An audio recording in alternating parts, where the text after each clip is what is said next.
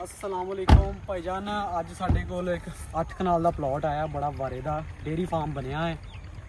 पहले भी ये वीडियो लाई सी ते बेदियां रोड के उत्ते BRB नहर तो पहलों मोजा जम ने और रजिस्ट्री इंतकाल कंप्यूटराइज बड़ा ही वारे का सौदा आ। सिर्फ 2 करोड़ रुपये के तुहानूं मिल जाएगा। 4 दीवारी ये हुई आ, अंदर बिल्डिंग बनी आ, कमरे बने ने। भाईजान तुहानूं विजिट करवाने फार्म। 8 कनाल का फार्म है, डेयरी फार्म है। इहदे जोड़ा है ना जानवरों वास्ते भी वो बने ने, सारे शैड बने ने, लेबर वास्ते कमरे बने ने, ट्यूबवैल का बोर होया है, 4 दीवारी हुई है। इत्थे जोड़ा जगह का रेट है ना, जगह का रेट ही तकरीबन 2 करोड़ रुपया किले का है।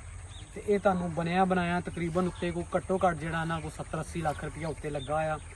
मेरे ख्याल ना कोई कमो पेश इहदे अंदर कोई 40 तो 50 ऐसे दरख्त ने जोड़ा 2-2 लाख रुपए का, 1.5 लाख रुपए का, लाख रुपए का दरख्त है।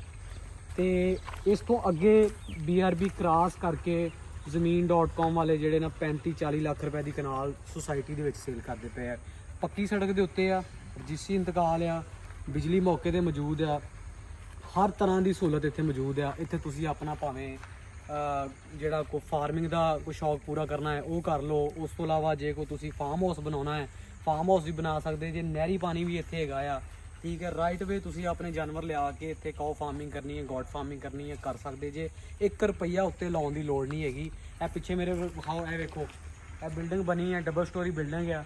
उधर विखाओ, ओ वेखो ओ सारे जानवरों के बने ने, बरांडे बने ने। पिछले पासे ट्यूबवैल का बोर होया है, ठीक है। पूल जिहा भी छोटा जिहा बनया है और ये अंदर ही तुहानूं जगह मिल जाएगी। भावें इत्थे तुसी जिहड़ा ना अपना चारा वगैरह, कुछ सब्जियां लाउणियां, कुछ जो मर्जी इत्थे करो। इंतहाई मुनासिब कीमत दे विच इस टाइम फुल जिन्हों कह सकते ना तुसी इन्वैस्टर रेट पर जो सौदा मिलता पाया है पूरे बेदियां रोड का, वो सब तो हॉट सौदा इस टाइम जोड़ा ना वो है वाला है।